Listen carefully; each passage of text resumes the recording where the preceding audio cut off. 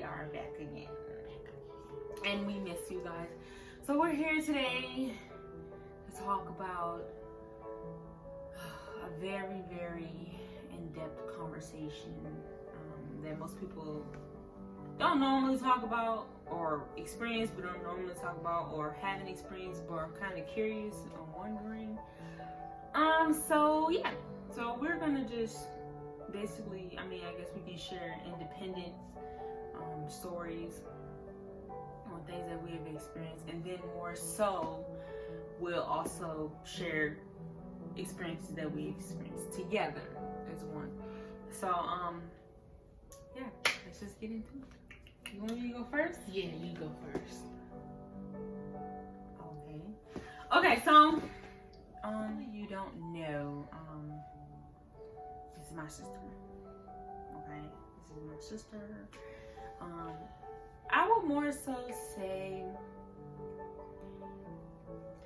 one experience that I have had that kind of like drew me closer to God, Jesus Christ. I'm just gonna go all the way back because it's not gonna make sense if I just jump in for. Okay, so when me and my sister, we were on the phone one day, and she was with our mom, and she was like, "Hey, me and mommy have been going to this church, and I think it would be good if you come." They will always go. I would just stay at home. I would be like, "Yo, I'm not for this. Yo, church thing, I'm not with." I would just be in for real. So while they be in church, they'll come back home, and she'll come and tell me her experience at church, and she'll tell me "Yo, this pastor, the atmosphere in there is so crazy, it's a different feeling I never felt. You actually feel something. I felt different when I came out of there." So I was like, "What?" I'm like, "Nah, you tripping." So I went one day, and I went one day, and we were sitting there side by side. And I remember one day I went in there, and I was like, "Whoa, hold on." It's like it was a different charge in there. It was it's like you come in there, and it's like all of your emotions just come up, and you just begin to cry. That's how thick the atmosphere would be, with the presence of God, and it would just be so crazy. Cause I remember one time I just went up to the altar, and I just started crying. I was just crying, and I remember the pastor had told me that I was hungry for God and stuff, and that's when I was just starting to get into the whole church thing and being a believer of Jesus Christ. And I was just some stuff I didn't know, some stuff I was still, you're still trying to get your life together, you're still trying to pick the pieces up to your life, you're still trying to figure out what you want to do. So I have each encounter that I have when I go in there, it's just boom, boom, and I'm charged up, so I'm all fiery, and I'm tingly, and it's just God just sits on me, and I appreciate His presence every time, And to be truthful, I'm 23 years old. My sister will be 23 in February, and I'll be 24 this year. We are still in the millennial generation. We are still millennials where we're still trying to strive and fit in the niche of life, where we, trying to see where we fit in at, and more so just trying to follow our purpose. So at first I was like, "Oh no, I can't." I was ashamed, and I'm just gonna be truthful. I was ashamed because I'm going to church. People gonna judge me.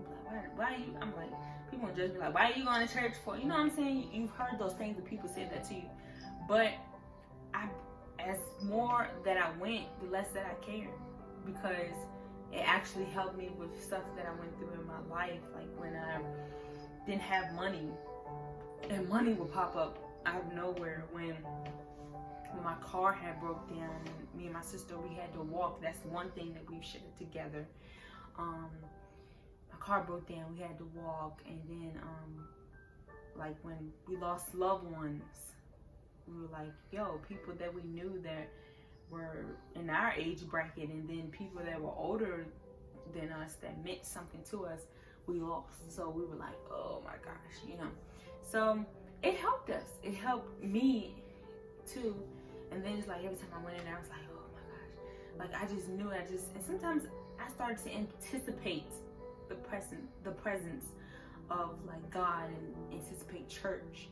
You know, so I started to like really just be excited more. I started watching movies on like who God is, and wondering like where he, like how it all began, you know, and like where, like what happened to him and stuff like that. Because people tell you that, okay, be a follower of Christ. You know, like with us, we're Catholic, and then, you know, where the church that we go to is Christian church. But sometimes you don't even have to put all that on you. You could just say, I'm a believer of Jesus Christ.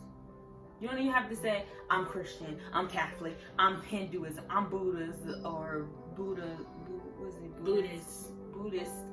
or Pentecost and Baptist and all that stuff, and the list goes on.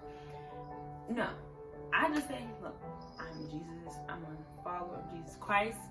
I know he's my Lord and Savior, and I have no shame in it. Like if somebody came up to me and said, I lost my car, the house is on going to foreclosure, what should I do? I would just tell them they should write down the things that they want to happen and pray. And if they didn't know how to pray, I would pray with them. That's what I would do. If I didn't have physical things to give, and even though if I did have physical things, I would still tell them to pray. But more so, okay, I'm just real. I lost my car. When was it? It was like, has it been 3 days now or 2 days? 2. Okay, I lost my car yesterday, y'all. No lie, like hands down, like truthfully, like for real. I lost my car. So, but our family can't help. Like, when I mean like, they can't help. And I'm not bitter about it. I'm more so like, I don't know, it's something different. Like, I feel like when I had the car, I wasn't happy. I wasn't happy, like materialistic things that don't, like, it didn't, I learned that, because at first when you get out of high school, you're like, oh yeah, I'm gonna get a car, I'm gonna get this car, yo. But when you get it, you're like, okay. Not that the responsibility wasn't the problem, it's just more so, I still was going through things even when I had my car. I was going through things mentally, physically, emotionally. Like, I'm telling you, like, it's like the craziest stuff that has happened. And when I lost my car 2 days ago, I wasn't mad. The only thing I wanted was my stuff. I called them and I was like, you know I haven't made a payment in 2 years. I went through something for, 2.5 years, I'd say. 2.5 years, I just had a dry spot, like a dead zone. And then me and my sister had to pick ourselves back up. Like when I tell you I had called my mom and I had told her I needed some help. She couldn't help me. I had called her fiance, he couldn't help me. Our brothers, we don't really get along with them. So we don't ask them for anything because one, they can't help us. My grandmother, okay, let me tell you something about our abuelas, okay? My abuela on my dad's side is she's an MVP too. And then our abuela on our mom's side, like she's MVP because she's giving us money, she's helping us, and she's still currently helping us. So we don't take that for granted, you know what I'm saying? So when I lost my car, my sister had looked at me, she was like, because we was going somewhere. We was going to meet up with a friend. And we walked outside. And I tell you, like 2 whole years later, you come get my car, I didn't understand it. And sometimes I still don't. But it's okay because there's other resources and stuff, you know. But more of the fact that I got out of it is, okay, don't put all of your pride into materialistic stuff. Don't take life for granted. Cherish those that are around you. And also, just be happy in small things. Even if you do have a 1994 Honda, just be happy with it. Because I had a 2005 Toyota, and they came and got it. And I'm okay. I'm not prideful where I won't walk wherever I gotta go. I'm not prideful where I won't ride a bike wherever I go. I'm not prideful at all, you know. So I don't know. I'm content. I'm in a place where I'm humbled. I'm humbled with the decisions that I've made and the choices that I have made. I don't regret anything I've done because it's taught me stuff. If anything, I just want my sister to share her part now. I'm not going to be that long, but I think it was good for her to, let you all know. One major life, not changing event, but one major life event that she's experienced, because sometimes people, they don't let you know what's behind the camera. You just see what you see, but you don't see what happens outside of it and behind it. And truthfully, my relationship with God started as a kid because of the alone time that I had by myself. When my family wasn't around and things like that, I didn't have people around me who I could verbalize my problems to, because I used to get bullied in school, she used to get bullied in school. So, one major part of my relationship with God came from me just talking to him as I'm talking to you. And it was no specific order. It was always, I know that you're there. So I just would be verbal and vocal with him. Just having that, it helped my mind as a kid to not focus on the disruption and the dysfunction in our family. So when I got older, and as Leah was saying about, me telling her about church when I would come home, I already had that relationship, so I wanted it for her. Because I knew I couldn't heal her in any form without her meeting the healer that created her. And so, one of the biggest things that's happened in my life that I'll be upfront about is anxiety and depression. Yeah. Because through them both, I've learned you have to find balance. Yeah. But it's not about what happened or what went wrong. It's more so the balance in your brain. Yeah. Because when those two things happen, your mental equilibrium is off. And people don't understand what you feel emotionally. They don't understand how your thought process is. They don't understand how internally you feel like you're dying. Mm-hmm. And I'll never forget, growing up, I had it, but I didn't know the name of it. Because our family doesn't pay attention to stuff like that. If you know anything about Dominicans and Spanish people in general, we don't really put labels on sicknesses. We still go on. We still play hard. You don't have time to grieve. And right. So, growing up, I had it and didn't know that I had it. And I recently found out that that's what's been happening to me all along, and I never knew. Because I wasn't educated or taught that. Right. So, through those things and through each episode of panic and things like that, I knew that God created me, but I knew that it was to serve a higher calling. And I knew that through those moments, it was a test of my strength mentally, because I was still alive, and I'm alive now. And so it's more so, I don't regret anything. Right. I messed up a lot of stuff, I mean, but you're at the human. core, I'm okay now. Yeah. And I found balance for myself because of God.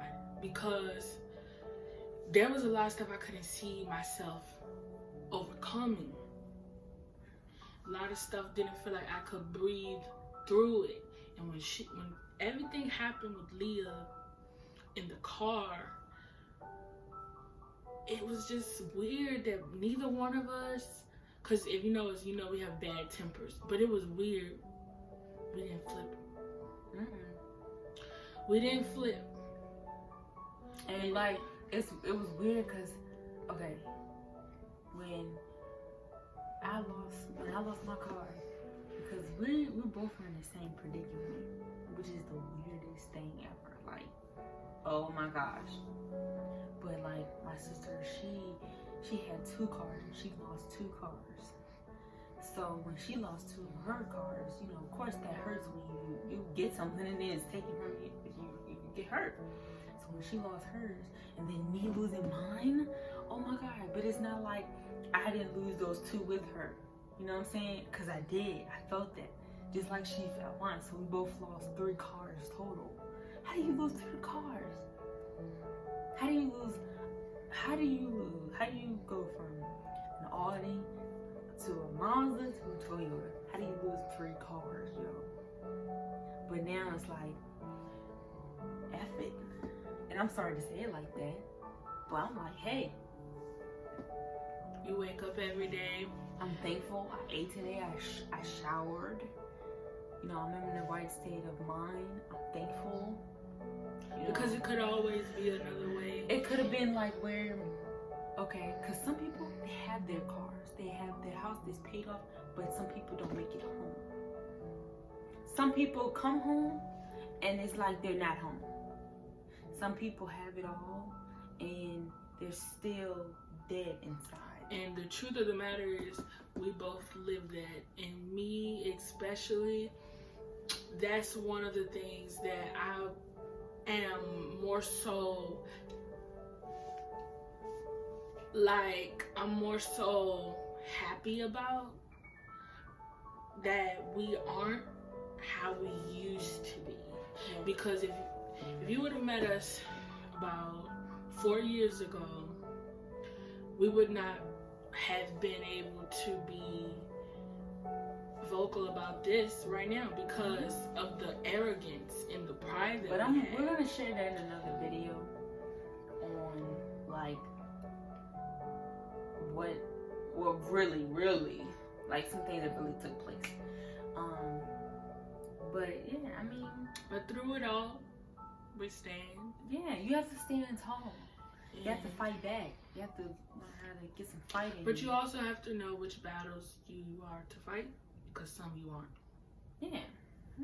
Not every fight is for you to fight, but you do have to have strength to go through. You have to have faith through the whole process. Yeah, that's the biggest one. Faith. Because the process will make you cry. Faith, determination, and courage. The And process will make and you sometimes cry. if you cry. Like, feel it.